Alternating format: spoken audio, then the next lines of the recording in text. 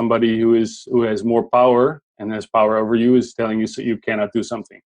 So of course that is hard, but I just thought, well, fuck it, I'll just do something what other people consider I cannot do. Tackle the problems that you measure, and you can measure it, you can quantify it, and then you can tackle it. And I have to tell myself to slow down more than I have to tell myself to. Then I have to kick myself in the ass to get myself off the couch. Focus on, if you want to achieve something that is truly magnificent, you have to focus entirely on that one thing. Ladies and gentlemen, you are listening to the Optimal Performance Podcast. The OPP is brought to you by Natural Stacks, makers of 100% natural and open source supplements designed to help you live optimal. For more information on how to build optimal mental and physical performance into your life, visit naturalstacks.com. And of course, keep it right here listening to the OPP. Ryan Muncie is probably the smartest guy I know. Trust me, Muncie is the nutrition guy. Ryan Muncie's out there trying to make the world better for all of us. The Optimal Performance Podcast is bold, edgy, creative, entertaining, and epic. Ryan Muncie is my go-to guy. Ryan Muncie he's the first guy I call. He's making people's lives better. Ryan Muncie's an innovator. Welcome back to another episode of the Optimal Performance Podcast. I'm your host, Ryan Muncie. I'm joined today by a very special guest, Mr. Govert Viergever. Did we get that? I'm a little bit close. You're close. Yeah, good enough. All right. So before we get to today's show, and I've got a really cool story about how Govert and I met and how this all came to be. A couple of housekeeping notes. As always, guys, go to naturalstacks.com. You'll be able to see the blog post, video version of this one, links, resources. Go to iTunes. Leave us a 5-star review. Let us know how much you like the show. And when we read your review on the air, we will hook you up with free Natural Stacks products. I got one today from Brian AG. Says, mind blown. This is a 5-star review. I love listening to Ryan and his esteemed guests. So no pressure, Govert. I always look forward to taking in the goldmine of knowledge and that bit of enlightenment after each session. Keep at it, sir. Brian AG, shoot me an email, ryan@naturalstacks.com, and we'll get you that care package. And finally, guys, share the OPP. Whether it's this episode or the podcast in general, you're going to hear things that you wish your friends, your family knew, anybody in your life who you know will benefit from and enjoy the things that we're talking about. Send them the individual episode, send them the link to the show, tell them to subscribe, pay attention, listen, whatever you want to do, share it on Instagram, Twitter, whatever works for you. We're greatly appreciative of you being here and sharing this. That's how we reach new people and help more and more people with the information that we're putting out there. Let's get to today's episode. Mr. Govert, let me tell you guys how this came to be. So a couple of things here. Our guest, Govert, is an Olympic rower. He finished 5th. He and his team finished 5th in Rio in 2016, the Dutch rowing team. And we'll talk a little bit about his event and his training and all that stuff. But we met at the Biohacking Summit in Helsinki, Finland, in the fall of 2016, shortly after his trip to Rio. So I spoke and had a couple people come up and ask me questions afterwards. And I noticed that one of the guys asking me questions had the Olympic rings on his backpack. And so we got to talking. I asked him if he was an Olympic athlete, and sure enough, he was. And we had a really fun conversation. And in the time that has passed, we've been working with our distributor, Live Healthy, who is a co-sponsor for this episode as well. They are the distributor for Natural Stacks products in the Netherlands. If you're in the Netherlands, go to livehealthy.com. It's a web shop curated by Dutch biohacker Edward de Wilde, and they offer all kinds of content, products for people who want to upgrade their mental and physical performance, just like we're doing here. And they specialize in the bulletproof lifestyle. They ship all over the EU. So if you're in Europe, check that out, livehealthy.com. Govert, when you and I met, we talked a little bit about neurofeedback, and you were going to incorporate that into your training. We'll get to that question, but take us back, and even me, because this is a conversation you and I haven't had. Take me back to the very beginning when you started rowing, you started having some success, and then all of a sudden the coaches told you were too small. Yeah, that's right. Yeah, I don't like to think of myself as too small, but that's rowing. I'm 183 or 6 foot tall, and that is normal average height in the United States and in Europe. So that's completely normal. But in rowing, that's considered small. And then so if that's small for rowing, what's the average size for a rower? Yeah, around 2 meters, 6'7". I think that's 6'7", right? Okay, so we're talking like NBA basketball height. Yeah, aren't basketballers taller? Well, depending on position, but I mean Michael Jordan was 6'6". So. Yeah, so then I mean, height is a very, very big competitive advantage, because if your body is longer, you can make a longer stroke, and you can probably also put more watts on the water, so you have more power. Probably height is a competitive advantage, but there's more to it, as I will probably tell you later. Yeah. So how did you sort of what were your thoughts when you first heard these coaches saying, no, you're too small? I mean, obviously you didn't let that stop you, but walk us through that mental environment. Yeah. So that was a difficult time, because you're young, and you're full of dreams and full of hopes, and then somebody who has more power and has power over you is telling you you cannot do something. So of course that is hard, but when you're young, you have like a fuck you attitude, and sorry, excuse my language, but that's what you have when you're young. So I just thought, well, fuck it, I'll just do something what other people consider I cannot do. So I started to looking into other things to make me have a competitive advantage over the bigger guys. And what I thought then, back at the time, was that if I cannot grow taller, then I can certainly grow bigger in size. So back on as much muscle as I can. And I thought that was the way to success, because muscle is the thing that drives the boat, I thought. And it makes sense. But so that's what I thought. More muscle is more better. Were you right? I was right to a certain point. To a certain point, I was right. But no, I came to a conclusion right after I had this coincidence that when I was getting bigger and bigger and more muscular, I made some YouTube videos. So how to get big, these these stupid videos on YouTube that you still see today. But they were funny, I was making jokes, and people were dead serious about building muscle, and I was like, just have fun with it, and make some crazy stuff in the kitchen. So I was getting sort of famous in the community in the Netherlands, because I was the small guy, and I was getting super huge, and also getting some rowing success from it. So people started looking into me, and even the head coach of the men's team, even he saw it, and he was getting a lot of criticism from the rowing community that his training program was too hard. And he said, he invited me one day over, and he said to me, all right, he was from Australia, and he was talking to me, and he said, all right, go. He couldn't pronounce my name, so he's like, Govert. I don't even know how to call you, but I'm getting a lot of shit over me, saying my program is too hard.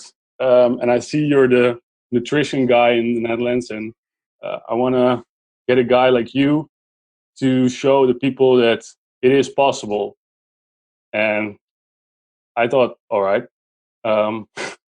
he's basically saying that I'm small and little, and that if people see me, then they see a small guy who's just So not good enough. did he bring you in because of the YouTube videos or because of the success you were having with your rowing outside of the Olympic team? Yeah, he brought me in because of the YouTube videos. He saw me on and word was spreading, of course. So initially it was more of like a consulting, helping coach and optimize the actual rowers. And then you proved your worth as a rower. Yeah, so he allowed me to train in the team. And then I thought, all right, now I'm going to give it everything I've got and just show him that I'm capable of doing all the things that the big guys can also do. So that's when I went crazy with the training. And but that was also the time I was still a student back then, you know, and I was also doing setting up a startup, so in nutrition, and it was crazy. I raised a lot of capital for it with my associate, and that just put a lot of stress on me, and also the training with that. I mean, we were training 3 times a day, and it was insane. Like you said, the people were right in the Netherlands. The training was insane. I mean, it was too hard. So after a while, I did get better. I started getting some success, and I was at one point I was the stroke of the Dutch men's 8. So and we were beating the British, who are all considered to be the best rowing nation in the world. So that was I thought I was pretty much on top of the world, you know, with my philosophy on get large and in charge, you know. Yeah. Yeah. At what point did you realize that wasn't, that there was a point of diminishing returns for that? Yeah. So what happened was I got these weird health issues, like weird health issues. I got a skin rash that wouldn't go away. I mean, I got tired. I was tired, but I mean, everybody thinks that's normal. You know, you're an athlete. You're training 3 times a day, so it's normal to be tired. But I was having to take naps for like 2.5 hours during the day, and still wake up feeling like crap. So, and I couldn't sleep very deep during the night, and I was feeling depressed. And I'm like a very normal guy. I had a very good childhood. I shouldn't be depressed at all. You know, I'm getting success, everything. So there was just, and at one point I just had the anxiety attacks before I would have to train. So I would have to get in the boat, but all I could do was just run back and forth or walk back and forth like a polar bear, you know. And before I had to get into the boat, so and that was when I started to think something was wrong, you know. So it turned out I went to the doctors, and they tested me on all kinds of markers, and it turned out that I was overtrained. And yeah, that's 1.5 years before the Olympics. That's the point that you should be at your getting at your best, you know, and not at your worst. Mm-hmm. So I was seeing all the 10 years of hard work slipping through my fingers. That even terrified me more. So it turned out I was overtrained. Right. So how did you turn that around? And I mean, now obviously we know you guys were able to finish 5th in Rio. You were there. What was sort of the process from, for the last year and a half from that point leading up to the games? Yeah, that's interesting because in rowing, it's a competitive sport. There's everybody is looking out for your place. So if I would say to my coaches or to my teammates that I was overtrained, I knew for sure that they would replace me with somebody else, somebody taller, probably. Right. You mean competitive for your spot in the boat within your own team, right? That's right. Right. So just let's take a step back. And how many guys are in the boat? What distances are you guys covering? Yeah. So the Olympic distance is 2 kilometers, and I'm in the 4 with 4 guys, and that's that. The 2K takes around 6 minutes, or between 5:40 and 6 minutes, depending on the weather. So that's an aerobic and anaerobic sport. So that's also the hard thing about rowing, that you have to train both systems. Mm-hmm. So you're both an endurance athlete and you're an explosive and power athlete, and that makes it so hard, Yeah. How do you, from a training perspective, how do you develop both of those optimally? Yeah. Well, rowing is. Do you periodize your training so that you're focusing on one and kind of keeping the other level, and then incrementally edging them up? We do, but not as much as I would like to do it, because it's kind of an archaic sport. It's if you see rowing in England, everybody's walking around with silly hats and old blazers and like Oxford Cambridge style Henley on Thames stuff. So it has a lot of tradition, and that's also the bad. That's beautiful, that makes it has the shine, but it also makes that there are old ideas about training that they're stuck in there. Mm-hmm. So a lot of the time they would just do both at the same time, like in the morning and endurance training, and then weights in the afternoon, and they would both suck, or you would get athletes that can do both, like medium well, and so you're getting more average athletes instead of like the perfect athlete. So what have you guys been able to do to develop the optimal athlete as opposed to the average athlete? Yeah, so what we do now is we periodize more. So we have periods of only strength training and very, very little rowing. So we do this, then we do strength training like in the morning, and then in the afternoon we do a very short row, only technical stuff. Because rowing is also, people forget that it's a very technical sport. It's like Olympic weightlifting. People think that's only strength, but it's more of a technique sport than it's right. So people forget that a lot. But and then there are other periods where we just go all out on the endurance, and we do long sessions on the bike, on the road, and long sessions on the water, and also altitude training. So that's I follow you on social media, and I think you have a post recently where you guys were. Did you go to Iceland to do some altitude training? It was Austria. Austria. Okay. Yeah, beautiful, beautiful mountains in Austria, and we live high and we train low on the water, because there's only water in like at sea level. But then we also, this year we started also training high, and that really impressed me how much of a difference that makes for an elite athlete.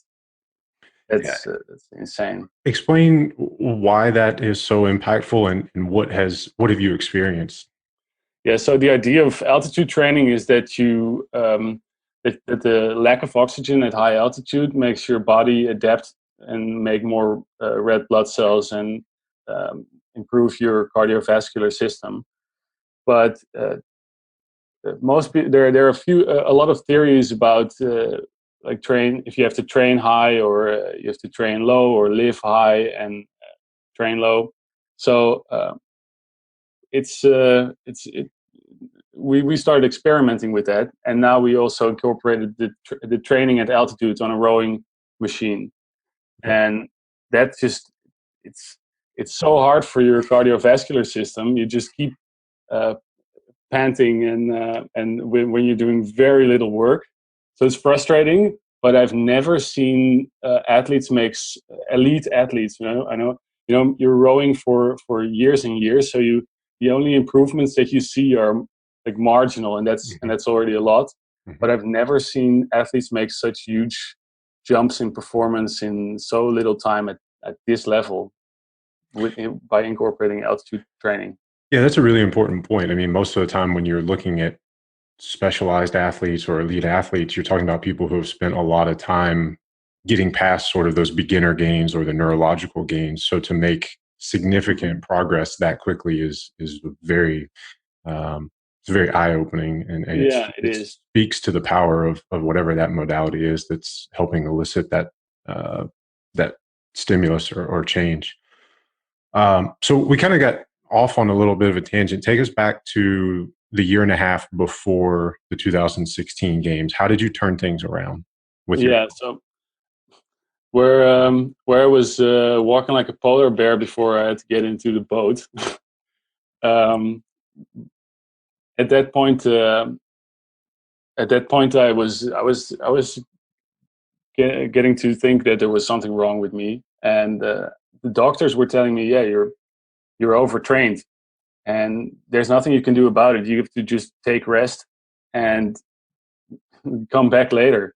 But that's not an option when you're like 1.5 years before the Olympic Games. So what I thought was, well, all right, screw you. They say I am overtrained, but the way I see it is I have overtraining, and then what the doctor sees, they see something that's identified with the patient, and I thought it was more like a splinter overtraining. I can just go to the cause and just pull the splinter out. I mean, if somebody is a splinter, you don't say I am a splinter. It's you can just take out the part that's bothering you, the overtraining part. So I started. That's around then. I think it was a coincidence. I came in contact with the biohacking community, and I think it was just a coincidence. I think it was Ben Greenfield's show, and that started off something that I've never seen before. I was looking into the recovery and nutrition strategies for a long time, and then I found out, wow, all right, there's this whole community of guys just like me who constantly want to improve their bodies and constantly seeking to get the next thing.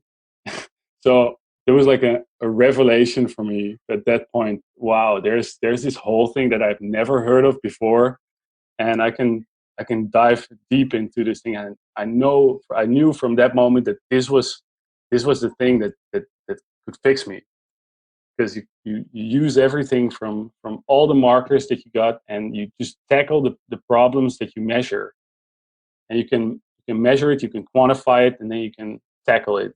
So that was the moment that I thought, all right, this is it, biohacking. I didn't even know that there was a name for that. But from that moment, I was a biohacker.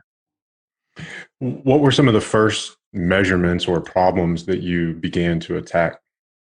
Well, I had this terrible digestive issues, and just basically this overtraining thing was already going on for a long time, because overtraining is not something that goes from one day to the other. It takes a long time to develop, and it's also it has a lot of facets. It's multifaceted. I don't know if that's the word, yeah. But it doesn't have one cause, so it also doesn't have one solution. But I had digestive issues. I had mental and brain issues. I was like feeling dumb, and people around me were either getting smarter or I was getting dumber. And I've never experienced that, so I thought, all right, the brain is something I must fix, and my digestive issues, and I think that's the that's the basic things that you have to fix. I mean, if there's something wrong with your body, you have to start with the thing and fix the thing that is governing your body, and that's the brain. So that's where I started, by fixing the brain and implementing things like fasting and a ketogenic diet, and just lowering inflammation in the body, because of all the inflammation you're causing by training and by eating the wrong foods. That was also a great deal for me. I mean, we are sponsored by the I don't know if I'm not allowed to say this, but tread lightly. Yeah. So we're sponsored by the Dutch milk industry, and they're supplying us with like whey protein shakes and a lot of things. But as it turned out, I am lactose intolerant, so they were basically making me sick. Right. And that was a big one for me. So. Yeah, so I mean, we've had the Pinner Test folks on. If you guys haven't heard that episode, go back and listen. Fareed, and I'm not even going to try to pronounce his last name because I'll butcher it, but Fareed was an amazing guest, and we talked a lot about how offending foods can create inflammation in our gut, which has a negative impact on serotonin production, all of our other neurotransmitters, but especially the bacteria in our gut. And there's, like you said, there's a multi-pronged approach to trying to solve all of this. I noticed you're wearing an Oura Ring.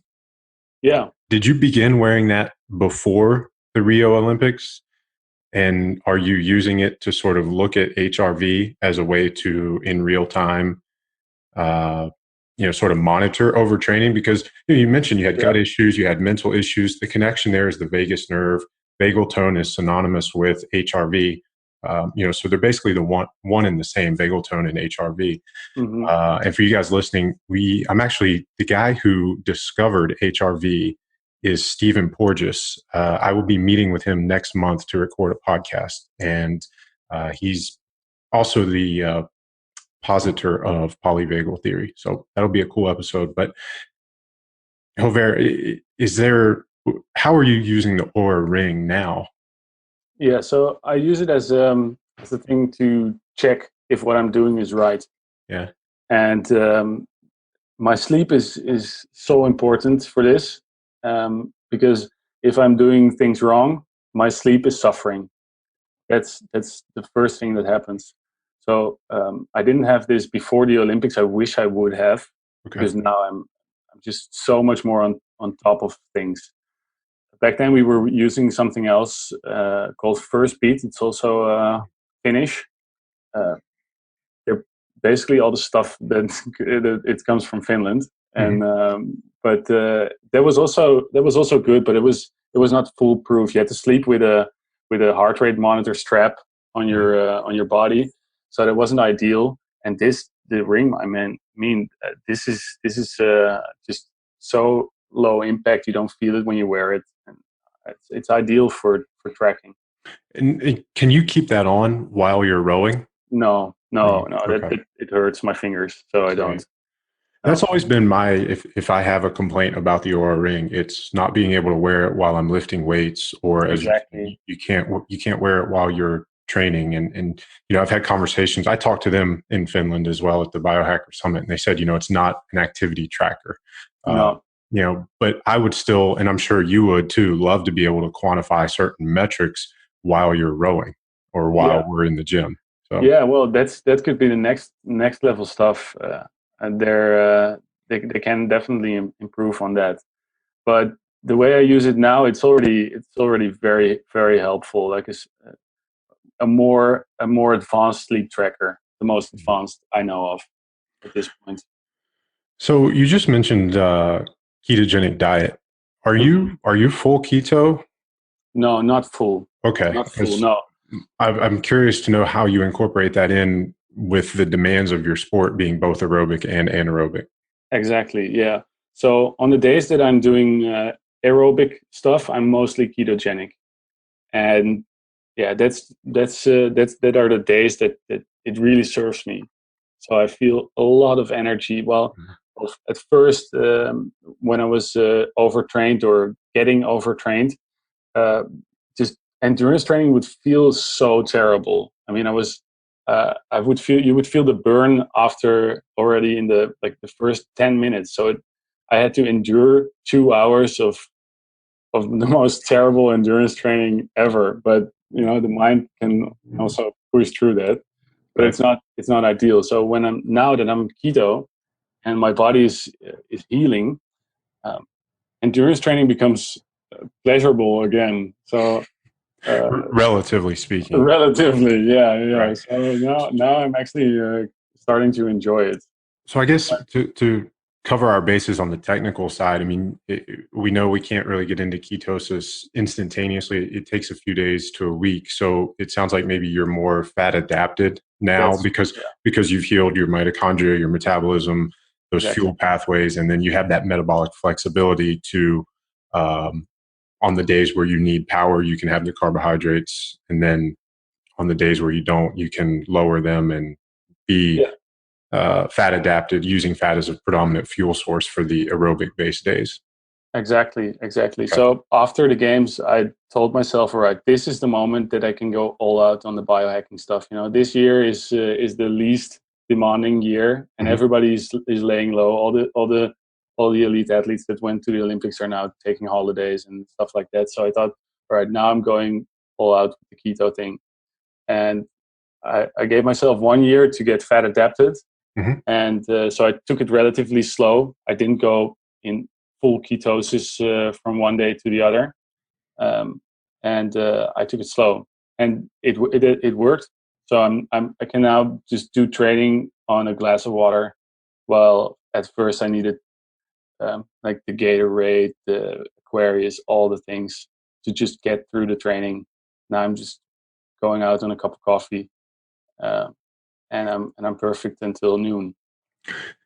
One of the questions that I was going to ask you was in regards to the 4 year approach. That's a long time for anybody to chase something, anything. Um, Mm-hmm. we think about like procrastination, and you think about a college student who has a semester long project and they put it all off until the last month or even week of the semester. 4 years between Rio and I don't even know 2020. Where are those games? Tokyo. Tokyo. Okay.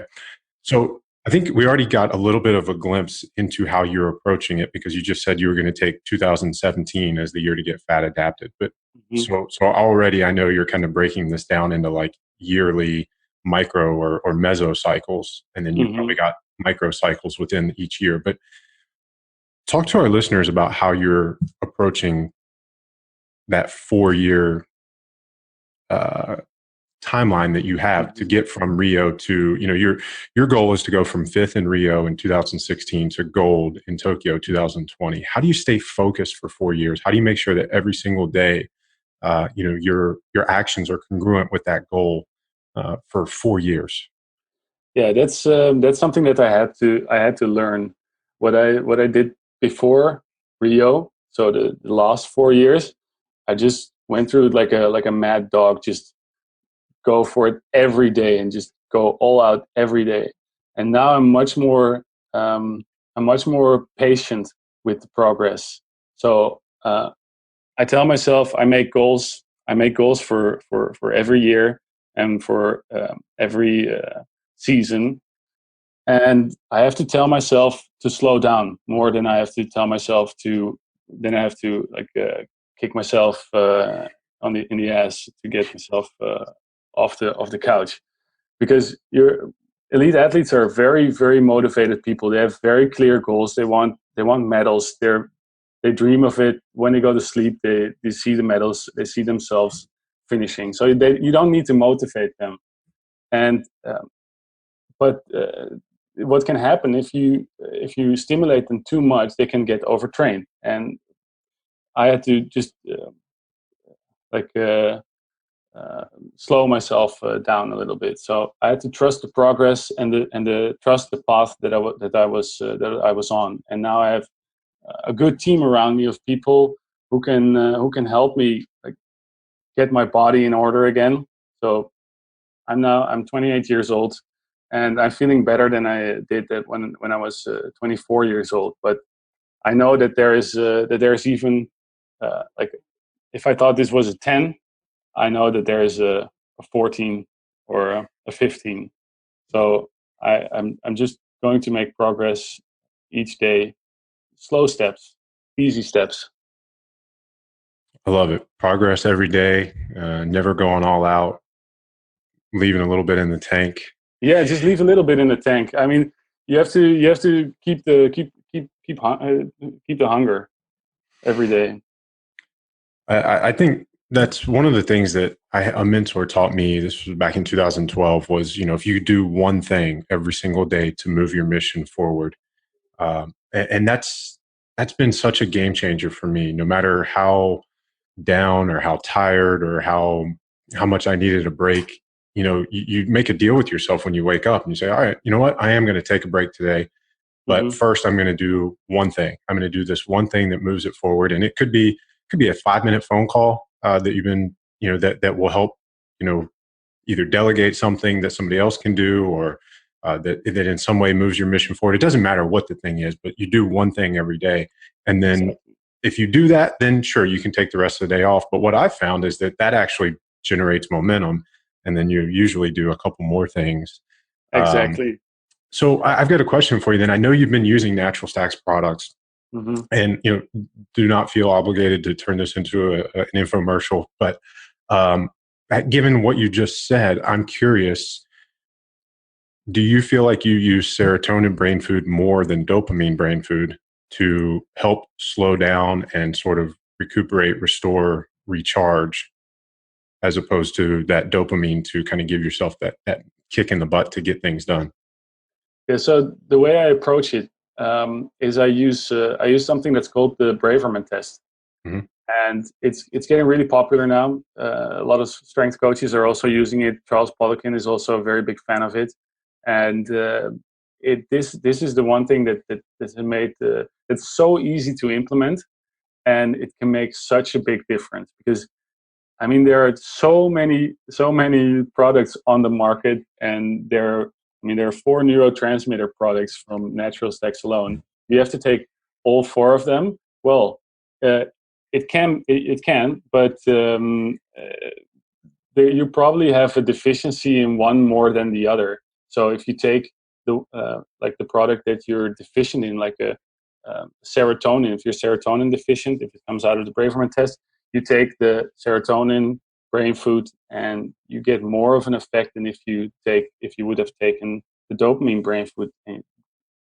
So that made a big difference. If I check which neurotransmitter I'm deficient in, and I take something that will replenish those neurotransmitter. All right, that's well said. For you guys listening, we'll put a link to the Braverman test in the show notes. We've talked about that quite a few times on the show before. Let's go back to the beginning. I mentioned that when we were in Finland, we were talking about neurofeedback. You were going to start implementing that to help you stay focused, for the duration of your race. How has that been going for you? What have you noticed? Yeah, it has been different than what I thought would have happened. I thought it would be like a nootropic, and that it would make me more like a laser focus during the race. But in practice, what it did for me more, that it was more of a relaxing exercise. It made my meditations much more deep. I do meditations every day, and the worst thing was that when I was overtrained, these meditations, it didn't work anymore. And that was also, of course, stressing me out that I couldn't do meditation anymore. So I was even more stressed. And now with the help of this neurofeedback, the meditation gets so much deeper, and that just made my life more easygoing. So stress would not hit me as hard as it would before. So that made my training easier, and just things just slide off you more easily if you're when I did the neurofeedback.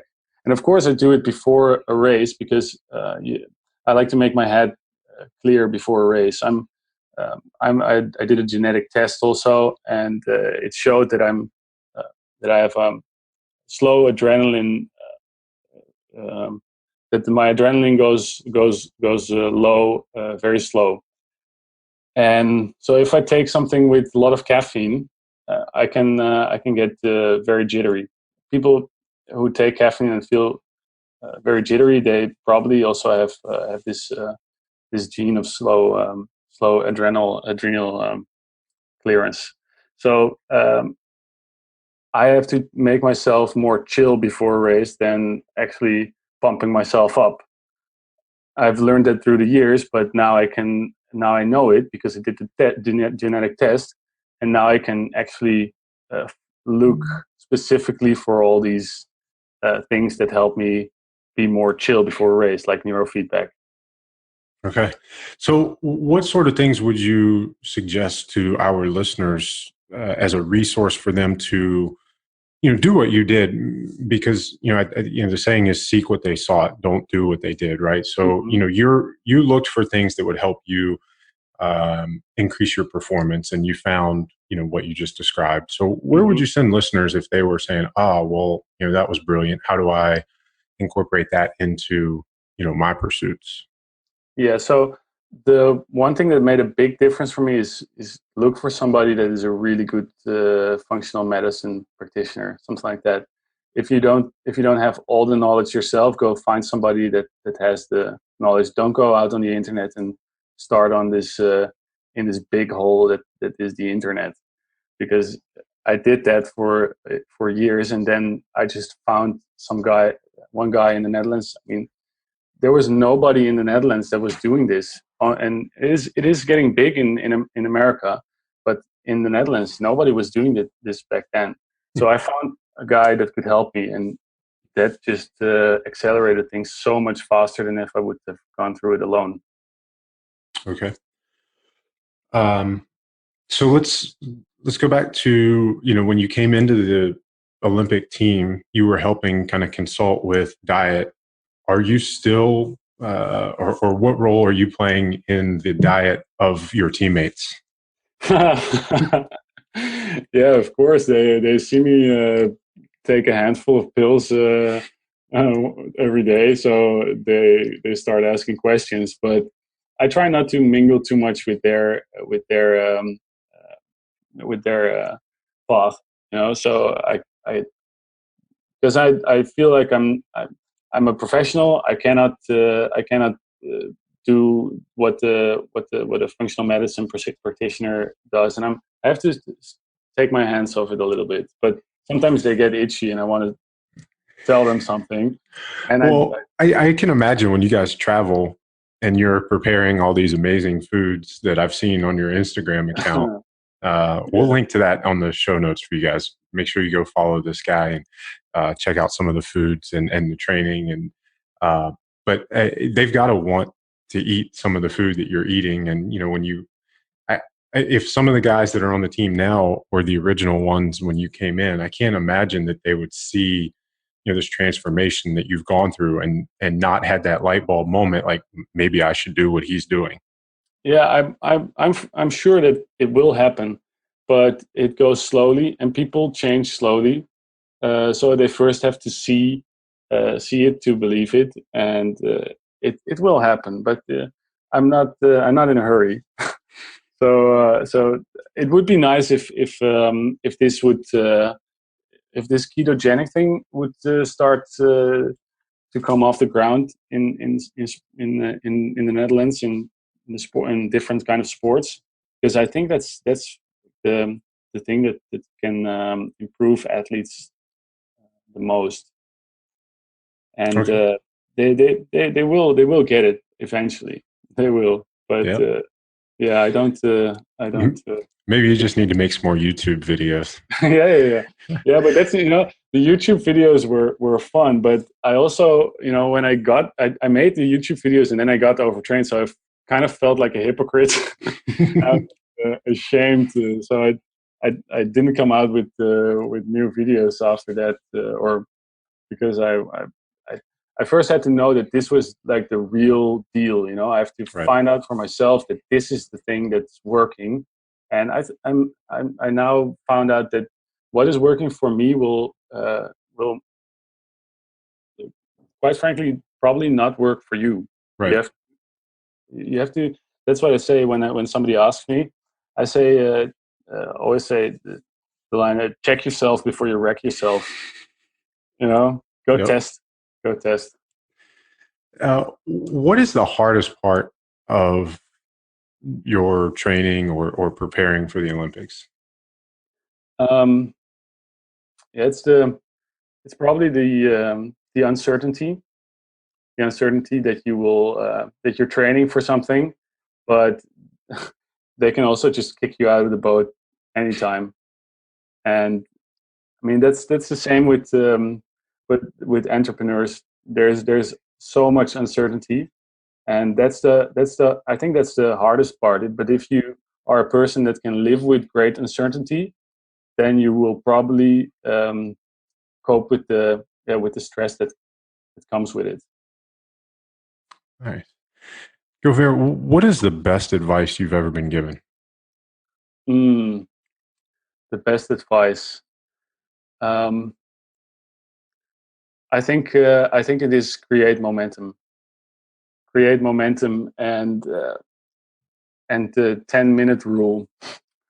The 10-minute rule for me was I had to finish my thesis in the Olympic year, because otherwise I would have to pay back the loan that was given to me. It would be terrible if I didn't make it. So, but then again, this thesis was like a big sword over my head, and I was procrastinating to do this thing. So somebody said to me, just go sit down 10 minutes and work on your thesis. So just 10 minutes, and if you don't want any more after 10 minutes, just quit after that. And basically what happens if you're 10 minutes in, you're kind of in the flow and you're doing it, and before you know it, you're 2 hours in. And that's basically with everything. It's also with training. If you don't want to train, just say, all right, I'll do it 10 minutes, and then before you know it, you're getting a super good workout, which you thought was going to be crap. Yeah, that made a difference. That's the one thing that made me get my thesis. That's really cool. I've never heard the 10-minute rule, but I will say that that's very similar to what I've heard and what I've experienced with Pomodoros. And that's typically a 25-minute period with a 5-minute break. And that's something that, if I've got this project or this thing that I don't want to deal with or don't want to do, I just sit down and say, all right, it's just 25 minutes. And usually by the time that first 25 minutes is up, when the timer goes off, I'm like you just said, I'm in the flow, and I'm like, man, that went by really fast. And you almost want to skip that next 5-minute break and just keep going or get right back into it. So yeah, very cool. Right. Very cool. Where can our listeners get more of you? It would help me very much if they would follow me on Instagram, and so if you could link to that, then give me a follow. I really appreciate it, because rowing, it's an amateur sport in the Netherlands. I get an allowance for paid from the state, but it's not big. So I'm depending on sponsors, and following me on Instagram helps a lot with that. Okay, and then you have Worlds coming up in a few weeks, right? You said that's in Sarasota, Florida. Yeah, that's right. They're in America. Yeah, so I'm heading over to you in 3 weeks. Okay, is that going to be televised or online? Is there any way that our listeners can watch you? Because of course, it'll probably happen. What's the date of that event? It begins the 24th, and we rode 2 days later, and they can follow it on worldrowing.com. Okay. Yeah, there's a live stream and everything. It's probably broadcasted on television too, but everybody watches the live stream. All right. We'll make sure we put a link to that on the show notes so our listeners can watch you win the world championship. Of course. Thank you very much. Yeah. All right. Final question. You know what's coming. We want to know your top 3 tips to live optimal. Yeah. Check yourself before you wreck yourself. Just test. And so find someone that can do the test for you, that knows exactly what kind of test to take, and how to act upon the outcomes of these tests, and that will probably cover. They will give you more tips than I can give you now, because there will probably be a lot of information in your saliva, in your poo, in your urine, in your blood. There's a wealth of information about what you can improve. So I'm definitely a big fan of that. And the second one is probably that's applicable to everybody. Get out into nature more. Walk bare feet. Go swim in cold rivers, and do hot saunas. Just expose yourself to hot, cold ground and nature. That was a big one for me when I was super stressed and super overtrained.